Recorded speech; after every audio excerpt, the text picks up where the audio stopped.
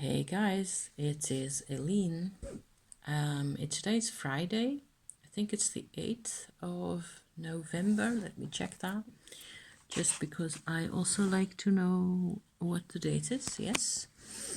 Um, I've had a lot of things going on in terms of change, inner growth, and workings, magical and otherwise, and it's just been a lot. And I've been sitting here for half an hour now on my spinning wheel, spinning some wool, trying to decide from which angle to start or what to bring out, even at all, And I want to come out because if I don't, my channel will die, and it's just a shame, So I want to be out. I am trying, okay? I'm doing my best here.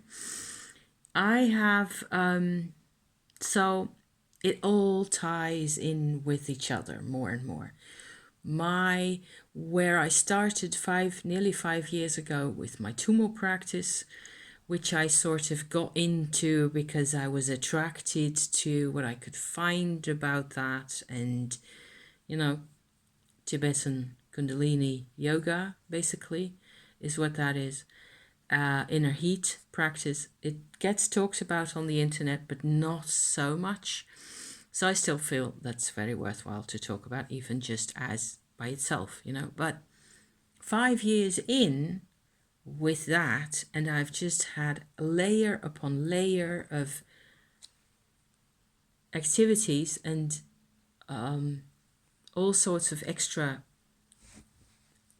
things that I have to learn first and then practice and then figure out how it all fits in with each other.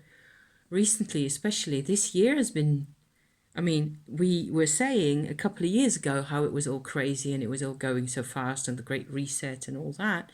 And I don't know about how it's going for you guys, but I'm kind of, I need an Excel worksheet to plot where everything is with respect to each other, because it's not that I'm losing track of things, it's just that it's very absorbing for me somehow, and I'm quite busy, and every week there's like a whole new thing happening. So just to illustrate this, okay, so this is going to be a witchy check-in as per the norm. Once every couple of weeks or so, I feel the need to come out and tell you what it is that I've been doing with myself and why some things are apparently important all of a sudden. So, first of all, I think I have to say that I talked a couple of times recently about my new perspectives. No, perspectives isn't the right word. The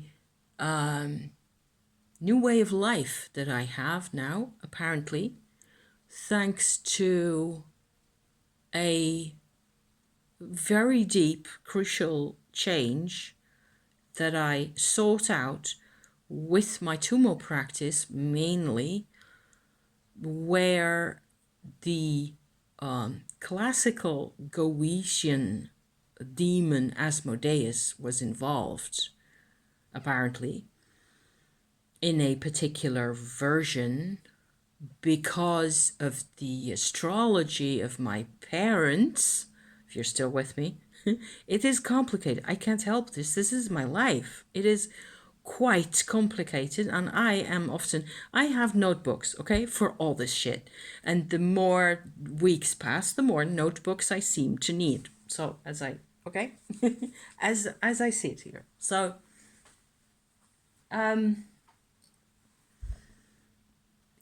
I have been talking about my parents a lot. I also, I've mentioned and gone into how my parents both had a really traumatizing past. They were descendants from traumatized people. And all that created for me as the sort of the end result of that. I don't have any brothers and sisters or sisters. My parents both had brothers and or sisters, but they're deceased or long out of the picture for me. So I have hardly any contact with anybody from my personal family, except for one younger brother of my mom's, who's a really friendly person who, thank goodness, he's around, and I get to talk to him occasionally, and that has been great fun. We don't share that much in terms of personal history. It's very little, and there's been 40 years where we didn't speak because of reasons, So this is kind of where I'm at. I'm at a stage in my life where I'm becoming more and more aware that I am rather isolated from, not isolated, I am alienated from what other people call their people. I have very little information. I have bits and pieces here and there, a couple of pictures found on the internet, because so I realized, like, a week or two ago or so, that to a large extent, earlier this year, I was referencing an article that I also linked back then by a therapist in America who wrote about attachment style, where younger people growing up with traumatized parents can develop what she calls empty attachment. So it's like an active style of attachment where a lot of people, have to deal with anxiety and emotions, negative emotions, fear, paralysis, lack of self-expression, you name it, all those things. And it just sort of centers for those kinds of people in nearly a lack of self. So that was quite interesting for me to come across. I made videos about that, and if you're interested in this particular side of things, this sort of a psychotherapeutic side of things, I'm afraid you'll have to go back to earlier this year, somewhere in April, May. I did a lengthy video about how that worked out for me. It was like a mind blown, for me to come across that that side of things, where I suddenly got acknowledged a lot of the nameless, empty space I was in a lot of the time. I have been in, all my life, and especially, particularly, as long as my mother was still alive, which is ages ago, okay? But she passed away when I was 28 years old. So after that, I was old enough at the time that those 28 years were, of course, very, they formed exactly how I look at things. And the whole empty attachment just it created like a whole new category for me to realize, okay, this thing actually has a name. It's not just me swimming around in having such a hard time connecting, having such an incredible hard time connecting on the longer term. I can connect with things and situations and people on the short term for the duration of an hour or two, and then I'm exhausted. I have no more connection power inside me. I think that's the thing, definitely. So I have, after realizing all this and sort of coming to terms with, potentially, mostly with this, I have had a couple of other experiences where I needed to, or I sort of have been choosing to focus again and again on things closer by, what it is that I can actually influence. Because this is all really, some of this is quite depressing. I'm not the type to stay in a depressed state. I cannot stand it, basically. The more I realize what a mess it is, the less I feel capable of living with this. That is not the plan of my life. I didn't get this far to give in the end, to depression, or to just call it, I cannot do anymore. I will never accept that I cannot do anymore. I will always try to do something else. However, I cannot change the past. I cannot change who I am descended from, except on a very deep vibrational level where there's all sorts of possibilities. So this empty attachment thing, the one thing I wanted to add to that is that layer of things is that it, to a large extent, it looks as if I grew up as an orphan, which I didn't really. So, okay, my parents divorced when I was 6, and I grew up with basically my mum and her father. Occasionally, mostly it was just my mom. So my mom had a whole lot of influence on me. The way she saw life, that was just that was 100% of my exposure to people a lot of the time. I mean, I did go to school and so on and so forth, of course. Otherwise, I wouldn't be sitting here doing these videos. But she gave me what she had, but I was also, moving house a lot of times. There was a lot of what I now come to call orphan feeling kinds of situations back in the day. And so still have that mindset. However, so fast forward to last, couple of months, I have worked with, because of the energy work, so the Kundalini yoga that I have been doing, you access more and more deeper perspectives, and working with spirits actually helps for me. This has been really helpful, where I have sort of been somehow intuitively invited. I don't know how that works really, but I've been coming across spirits that I, of course, share with other people. That's the crucial bit here. We get to find things that are, if not the same, to a large extent, a demon, say Belial, for example, has properties and qualities that can be accessed. That is why he has been given a name a long time ago.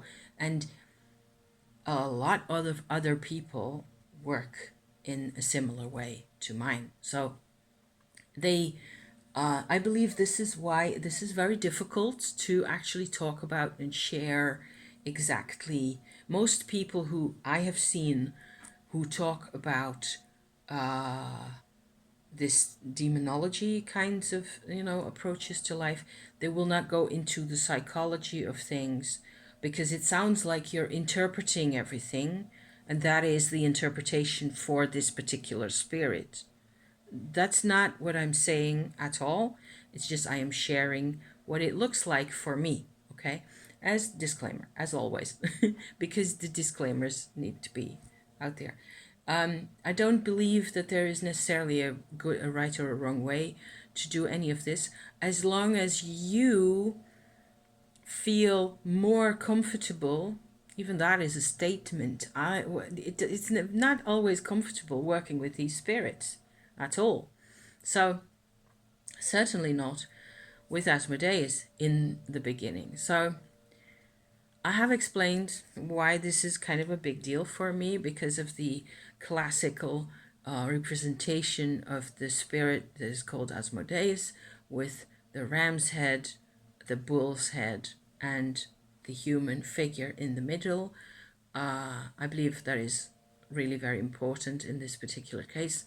The classical representation of him is important. That's what I mean, to me at least, because I could connect this picture of these sort of 3-in-1 figures, 2 animal and 1 human, immediately. And I have done this before in earlier stages when I was thinking about this, to my parents' birth charts, horoscopes, where some planets and their sun and so on were sitting right at the end of Aries and at the beginning of Taurus. I'm at a point now where immediately when I'm interested, or reading a book or something, or found something on the internet about a person that I'm suddenly interested in for some reason, first thing I do is, when I can, look up the birth chart and look whether there's anything in that area between, on the edge between Aries and Taurus going on, because there's always something going on. Sometimes it's kind of a bit too much, okay? It turns out, long story short, I went into the details of what I did with this character, with this spirit, and what happened at the time. So probably somewhere early in October or late in September, where this all happened to me, and I went into this particular interaction with Asmodeus, and then because of the energy levels or the energy I can use from the Tumo practice, okay, I connected with sort of having got rid of the antagonistic fields from my two parents, because they were at loggerheads with each other, of course, in my life, and that is how I came into the world. So the energy of those two people with the same astrological configuration, they created me, but I myself, I had a serious lack of a sense of self all my life. So that lack of a sense of self is what's been coming out more and more to me. It happened in the empty attachment situations where it, like, you don't have anything, and you, when you call it empty attachment, it's like it is always outside of you. It's like you need to attach to something as a human. But there's two sides to an attachment. It's out there and it's also in here. And in here is where I can actually work on, which is what I was saying earlier, or trying to say anyway. The inner configuration for myself was that there was very little room ever in my energy somehow. My whole personal energy had been squatted on by the energies of these people from my conception, basically. That doesn't mean that I wasn't there. And Tumo, I hope this makes sense to anybody out there. Please tell me if it does. The Kundalini yoga, the Shakti energy, okay? What I call Tumo after it has been processed in the body. I've done videos about that also. So if you're interested, please feel free to check those out. The Tumo energy goes for you in your body, in yourself, also in your heart, in your mind, in how you communicate, in the very cells, in every dimension. And it turns out that there's quite a lot of dimensions, hence all the plethora of different subjects that I'm working on, and so on and so forth. And which has been a great relief to me is that once I got rid of the antagonism between those two sort of versions of this Asmodeus thing, it turns out that when they sort of spread apart, and I found a part of myself that is much more me, much more cohesive, coherent, happier, basically great, much less conflicted, and so on, that is why I also haven't done a lot of videos recently, because I need to learn to speak from that center part of me instead of from my own brain, where it tends to be, all very rational and a set of given data and information, and that is what you get from me. I really, it's not so easy, okay? But it is more and more possible, sort of, to connect the capabilities that I have, the fact that I can talk in principle in this language or my native language or whatever, I can pick certain activities, I can work on things, I can make things happen. But I need to connect it all to me and to become more and more, it's only partly about how confident you feel, because I can project confidence also to myself. That's not, it's just that you have to actually get to where you are for me, I am a really, inside there, I am such a happy child, really, in spite of everything. It's like there's a core self in there that doesn't really do all the talking now, okay? But it's getting a bit closer, it's getting a bit easier, and some of it just needs a couple more years, I suppose, to grow and spread wings. And I also need people. I need to find more tribe, also in real life. So I have noticed since doing the healing with Asmodeus that I have tried to get out of talking about, too much, because it's so complicated, and tumor and demons and everything at the same time. It's a process. It's a typical special style of meditation, visualization, voyage to the underworld, kind of a deal with all these things going on at the same time. And very often the big crucial change takes 10 minutes. Everything is in place and I have to figure out what's going on, and then I can decide on a pathway. Like I had to decide that this Asmodeus character that I was faced with at first, there were really two of him, even though he has already got 3 heads. There were 2 of them, and the what they had in common was the crucial problem that those people had, that they had in common, and that they sort of foisted onto me, was that they were struggling really hard, apparently, for a sense of humanity. So that is what this is about. I don't think this is making sense to anybody. So sorry. So recently, I have felt like I have got a lot more. I can do more things also with people. I can talk to people, to strangers even, with, I'm a lot more relaxed. I'm not as tight as I used to be.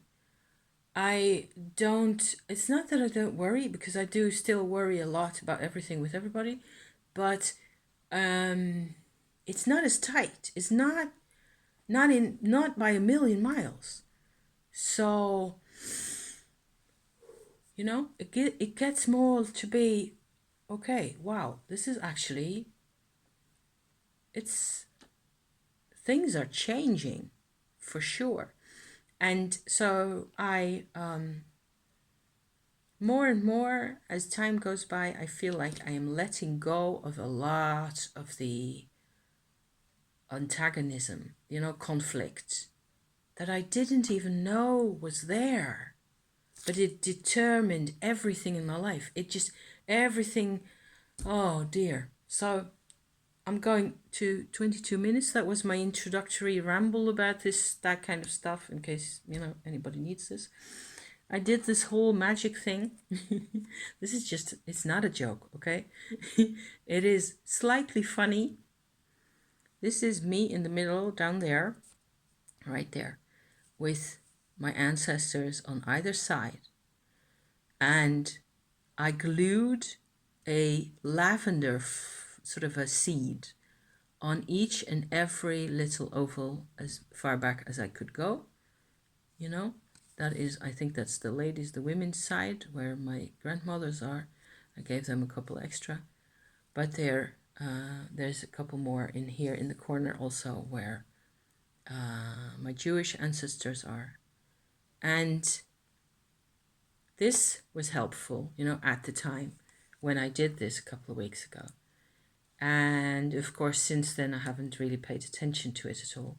It's just that it felt really good to have everybody in my mind as far as I'm concerned, now they're all the same, because I don't work in from the premise that there has to be conflict anymore, if that makes any sense. That is what this whole story is about, really. It is about, it turns out that that is what it's about.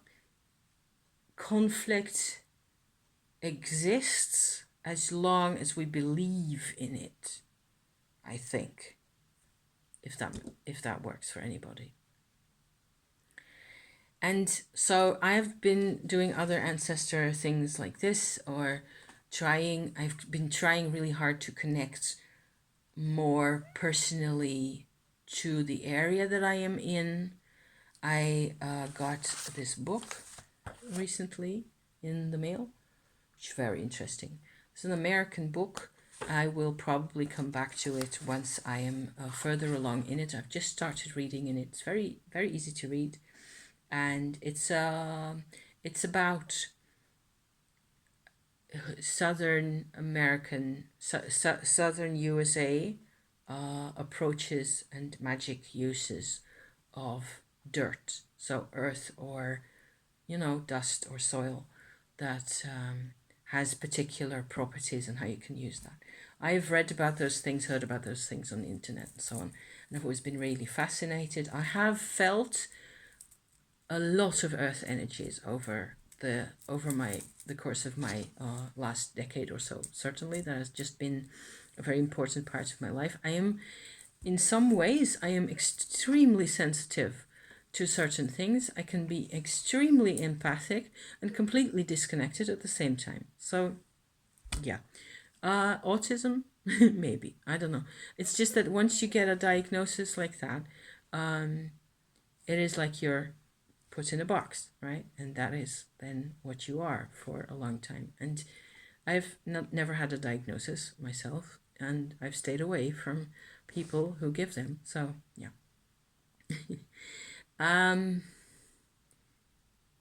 Difficult territory. Gosh, yes. So, but earth energies are something I can feel some of the time, and it's not the same as dirt energies at all, it turns out.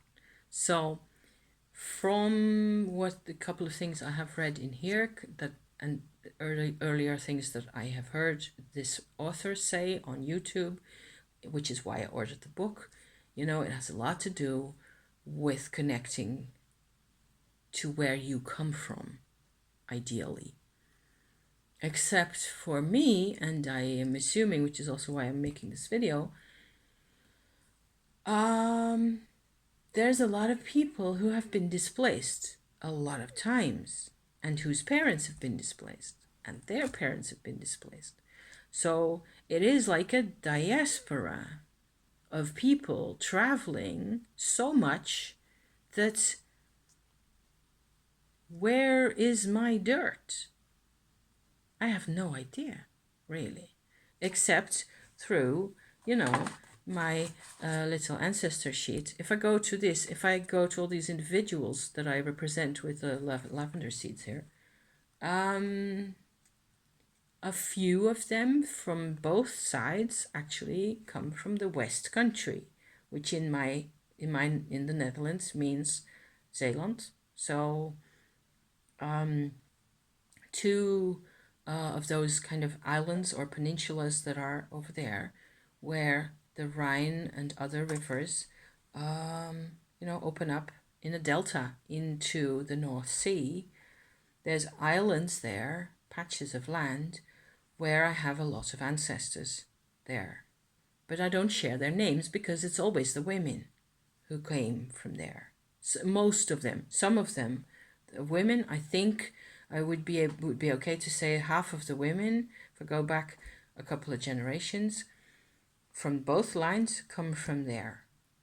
So it's a significant percentage, and I would always have said I enjoy the seaside very much, the beaches very much. I'd much rather go to the Mediterranean than to the North Sea, or to Brittany, for example, where there's a bit more going on, because the North Sea beach on our coastline is just one straight line of sand and nothing else doing much. So those islands are fairly cool, but also Another element that has a lot of, that sort of creates this fenced in, compartmentalized bits of brain having to deal with this, is that in the Netherlands, as to home soil, our soil has been interfered with and messed around for a couple of centuries now. If only in the western half of the country, which is also where a lot of my ancestors come from, there used to be many more islands of the delta. I think one problem with the Netherlands, really, our country problem here, is that we are really a delta originally, historically and geographically and so on. Geologically, we're a delta. So already you're very disconnected. There's already bits of land, pop, pop, pop, pop here and there, and there's water running in between everywhere. So there's other deltas like that, but this delta is heavily settled by like millions of people, and it has been restructured. The land and the waterways have been, restructured for centuries now. And one of the curses, I think, always, it's not, you have to live with this because it's just a fact of life. But one of the things that I tend to consider a large problem in this whole history of this country here is the land reparceling, as that's called, where you used to have a little stream going like that, and so a very inefficient agricultural economy around the streams and in between the streams and so on, and with very little, which is that called, elevation differences. It's all really flat in the delta, okay? So in order to have some more produce come from the land, what's happened is that they have restructured the waterways into canals, straight lines a lot of the times, and created what we call polders, where the soil is, surrounded by those called earth walls, like dikes, or is that a levee? I don't think so. That's the opposite. That's also like a hollow, I think.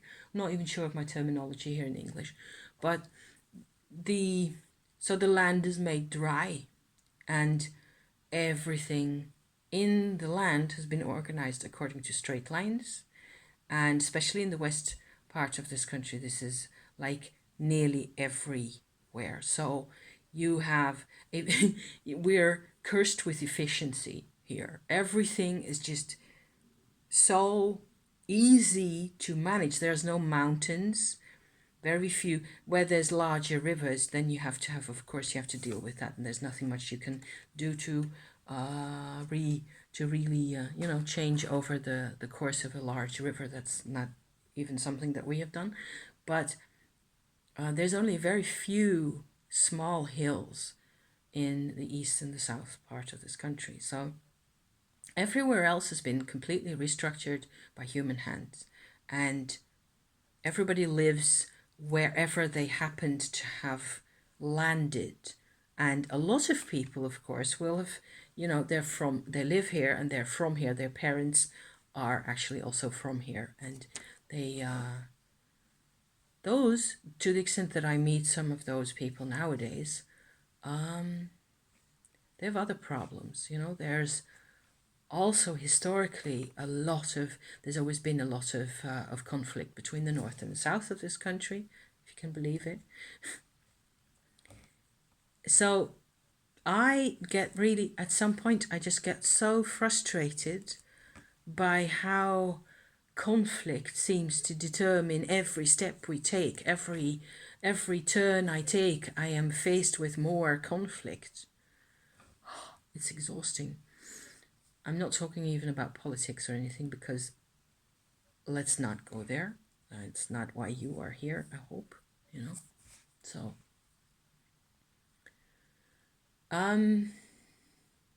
I've been trying. I think I have been succeeding. I can say that. at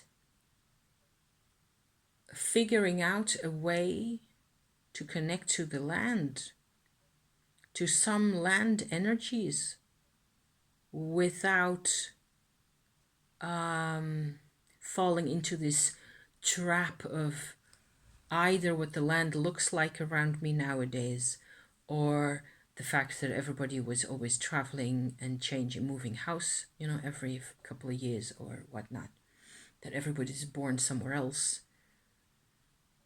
By looking into this dirt issue, so trying to work with the dirt, but most importantly, recent development on top. I'm looking at how much time I've been talking. 35. Okay.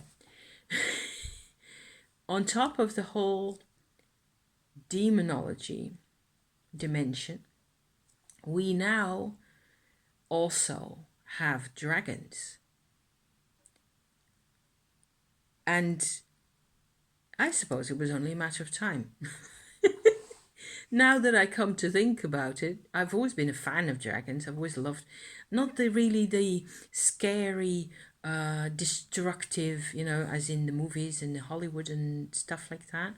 Not at all. There's a whole side of the world apparently where people are much more into working with dragon energies that are mostly friendly or approachable, productive, capable of giving you good advice.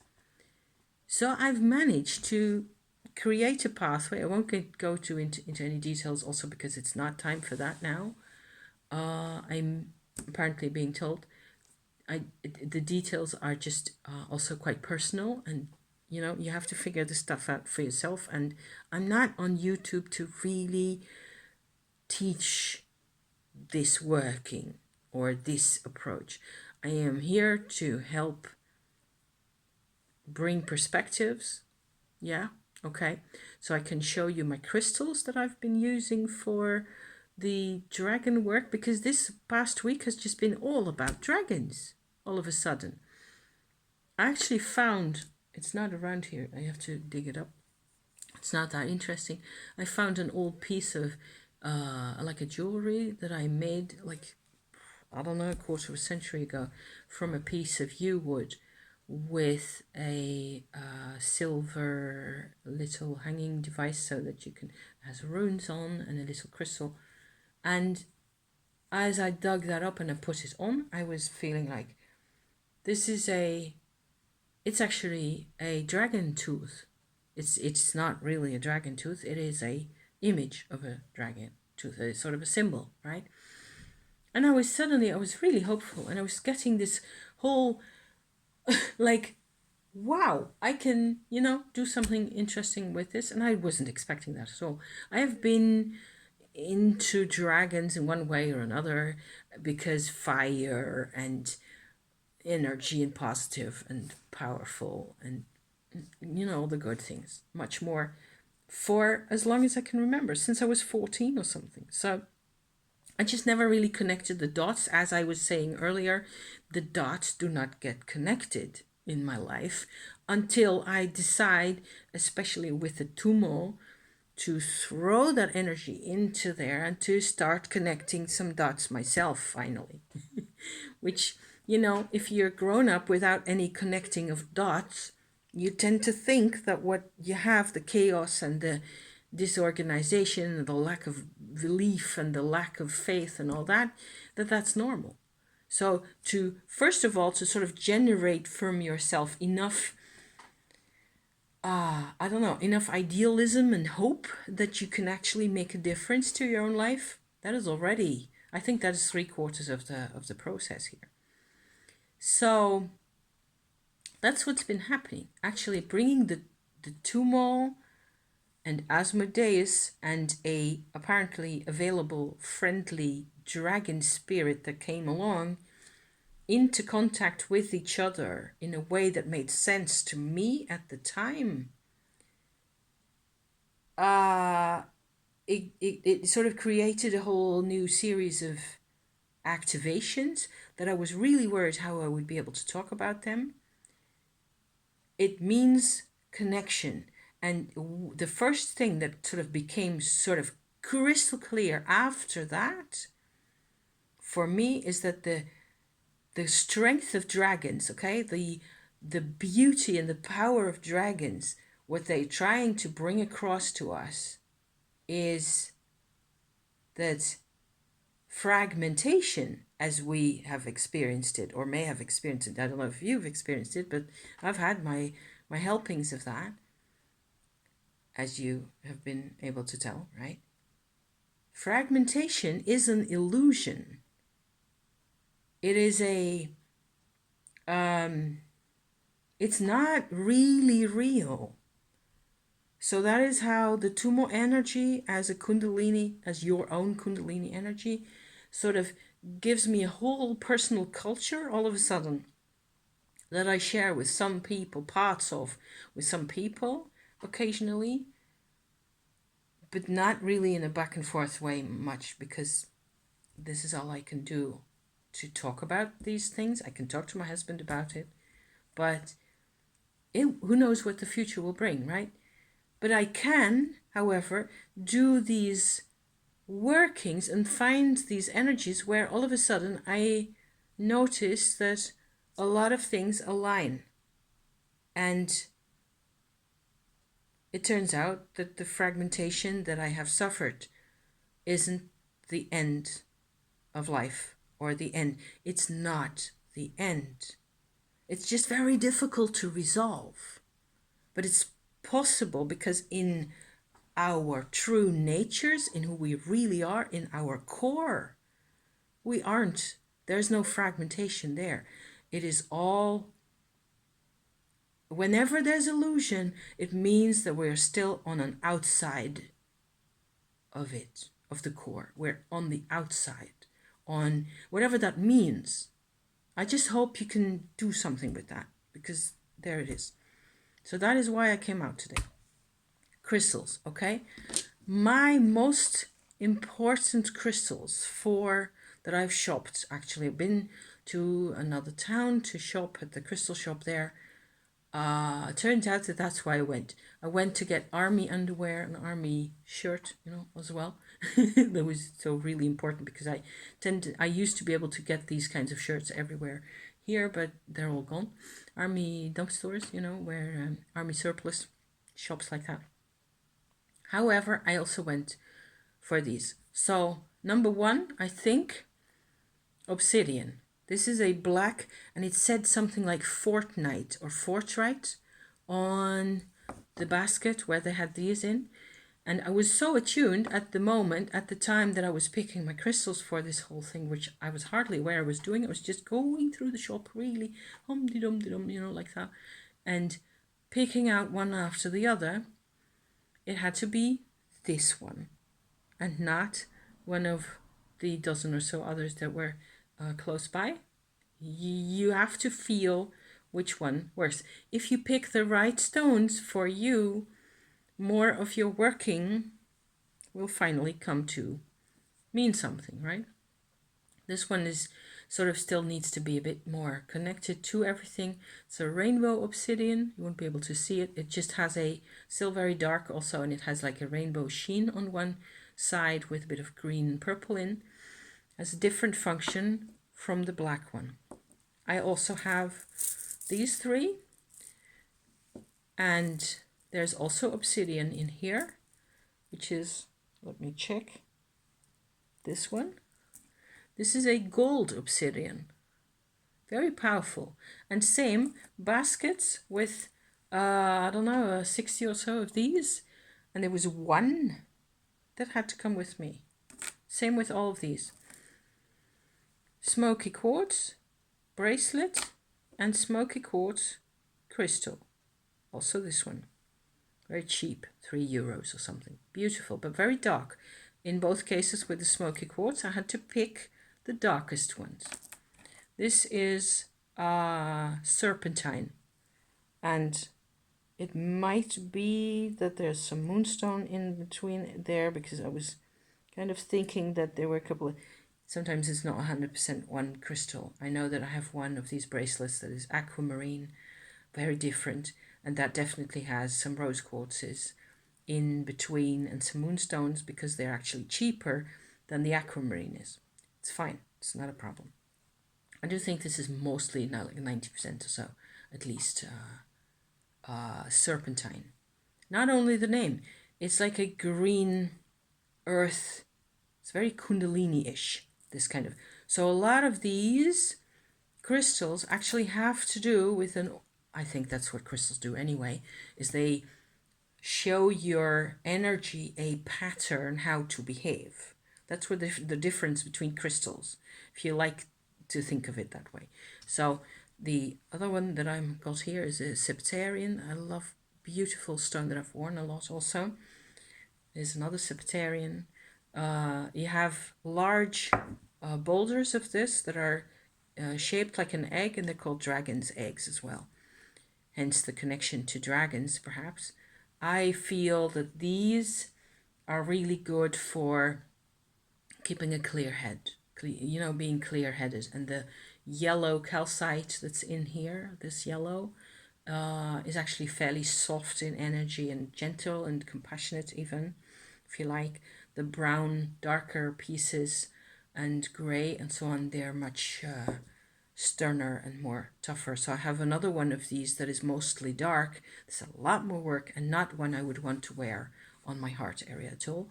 Whereas this one with the yellow, is a lot of yellow in there, it's fine to wear for a couple of hours, or even a day or so.